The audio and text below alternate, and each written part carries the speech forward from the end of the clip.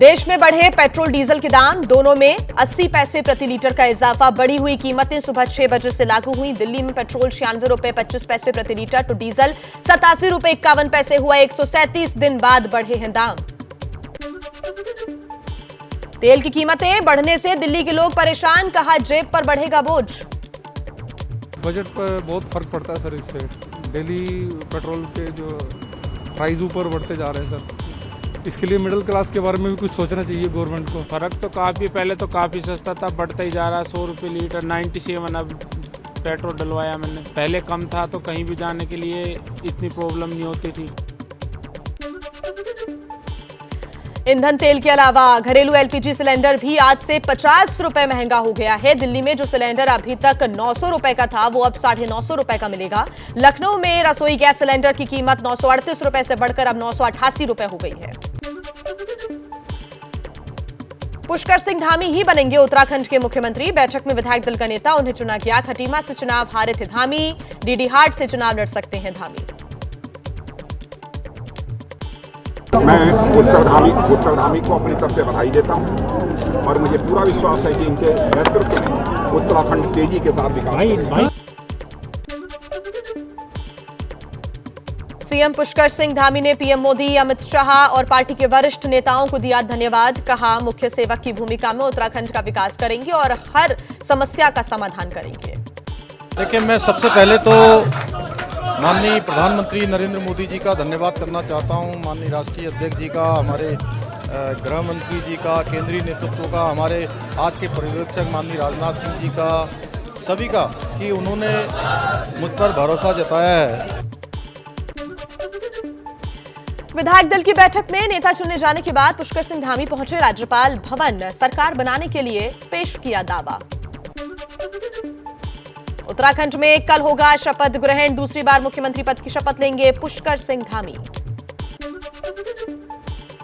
उत्तराखंड का मुख्यमंत्री बनाए जाने के बाद पुष्कर सिंह धामी के आवास पर मना जश्न। समर्थकों ने नाच गाकर किया खुशी का इजहार, पटाखे भी फोड़े गए। नजारा देख सकते हैं, ये लोकल नाच गान हो रहा है और लोग मस्त हैं। धामी जी के भारत माता की जय। विधायक दल का नेता चुने जाने के बाद मां से मिलने के लिए पहुंचे पुष्कर सिंह धामी। पैर छूकर आशीर्वाद लिया। मां ने टीका लगाकर दिया बेटे को आशीर्वाद।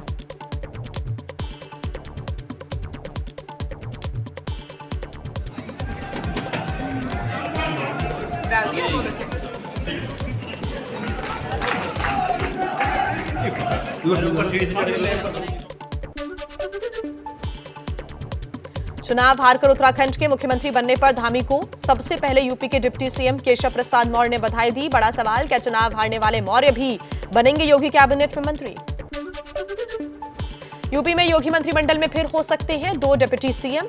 सूत्रों के अनुसार केशव मौर्य के अलावा किसी एक और चेहरे को डिप्टी सीएम बनाया जाएगा। 2024 के संसदीय चुनावों को ध्यान में रखकर बनाया जा सकता है मंत्रिमंडल। उत्तर प्रदेश में सीएम योगी के शपथ ग्रहण से पहले हलचल तेज। कल अमित शाह जाएंगे लखनऊ। 24 मार्च को बीजेपी विधायक दल की बैठक। 25 मार्च को शाम 4 बजे कान्हा स्टेडियम में सीएम पद की शपथ लेंगे योगी आदित्यनाथ। योगी के शपथ ग्रहण समारोह में अखिलेश यादव का जाना मुश्किल। अखिलेश बोले, मुझे नहीं लगता कि मैं शपथ ग्रहण में जाऊंगा और ना ही मुझे बुलाया जाएगा। मुझे नहीं लगता कि मैं जाऊंगा, न मुझे बुलाया जाएगा। बुलाया तो जब जाएगा आपको। आपको कैसे पता कि बुलाया जाएगा?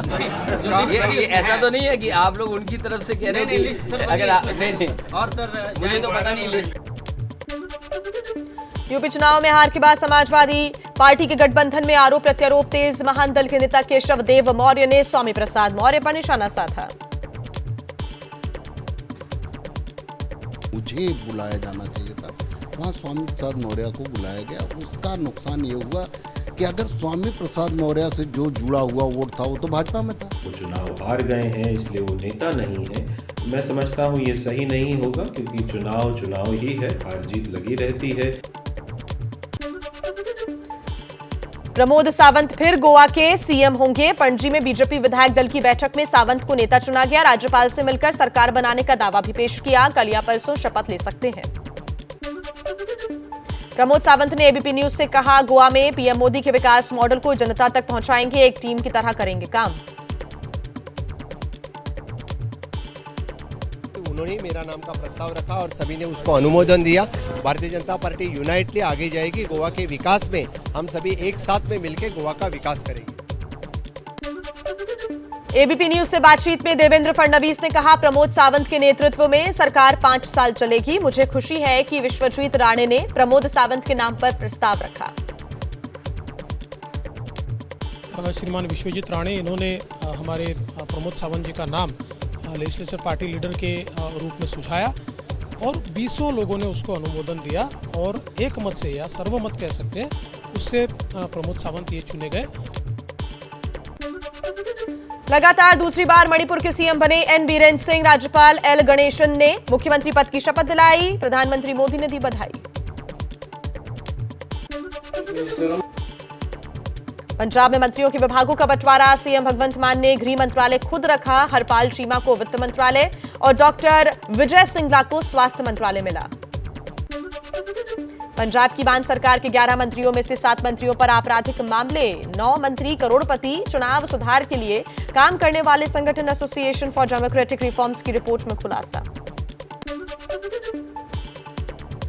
पंजाब में आम आदमी पार्टी के 5 नेता जाएंगे राज्यसभा। राघव चड्ढा, पूर्व क्रिकेटर हरभजन सिंह, आईआईटी के प्रोफेसर संदीप पाठक, लवली प्रोफेशनल यूनिवर्सिटी के अशोक मित्तल और उद्योगपति संजीव अरोड़ा का नामांकन।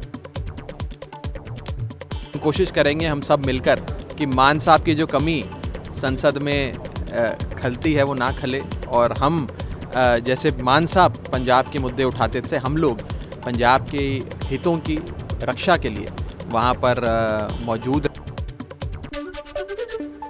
उत्तर प्रदेश में एमएलसी चुनाव के लिए नामांकन के दौरान कई जगह बवाल हुआ। बीजेपी कार्यकर्ताओं पर समाजवादी पार्टी के उम्मीदवारों को पीटने का है आरोप। एसपी ने चुनाव आयोग से शिकायत की।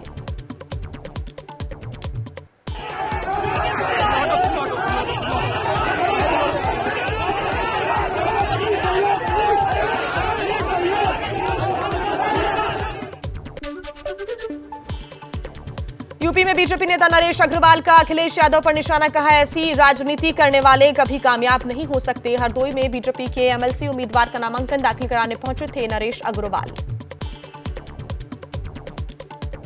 तुष्टीकरण की राजनीति करने वाला इस देश में कभी विजय नहीं हो सकता है।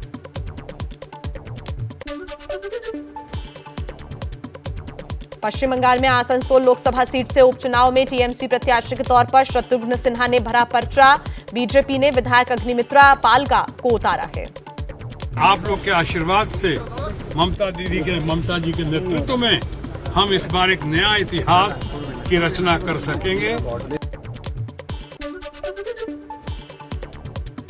बीजेपी छोड़कर टीएमसी में शामिल हुए बाबुल सुप्रियो ने बालीगंज से किया नामांकन। पश्चिम बंगाल में 12 अप्रैल को होगा उपचुनाव। 16 अप्रैल को आएंगे नतीजे। 5 राज्यों में हार के बाद गुजरात विधानसभा चुनाव की तैयारियों में जुट गई है कांग्रेस। राहुल गांधी आज शाम 4 बजे गुजरात कांग्रेस के नेताओं के साथ बैठक करेंगे।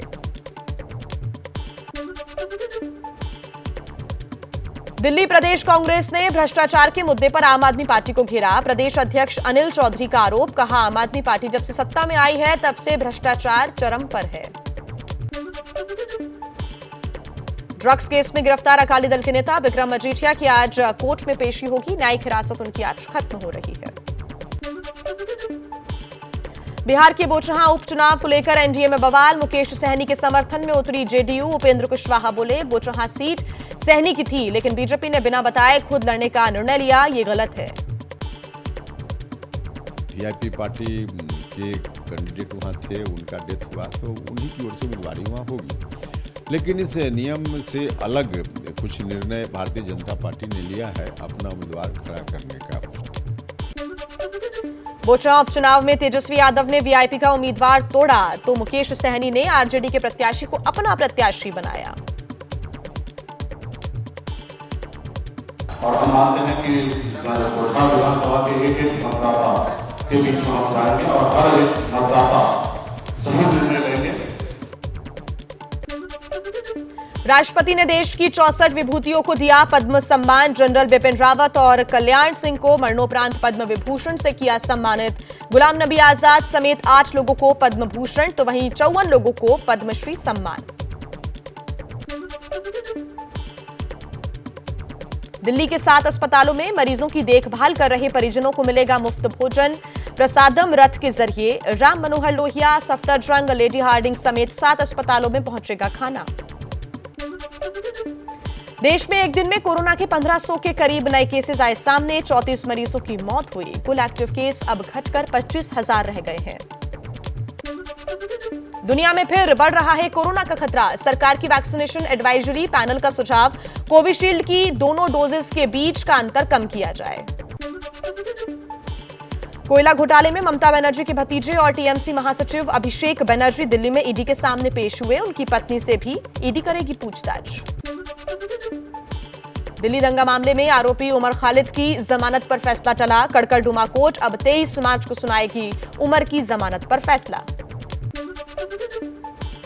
नवजोत सिंह सिद्धू से जुड़े रोड रेस के मामले में सुप्रीम कोर्ट में 25 मार्च को सुनवाई होगी। पीड़ित परिवार ने सजा बढ़ाने की मांग की है।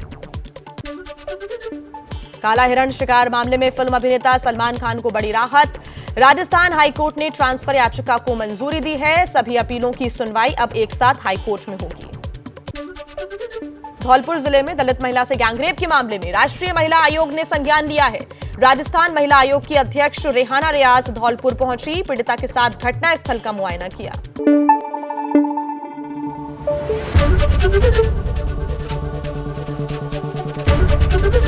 एबीपी न्यूज आपको रखे आगे।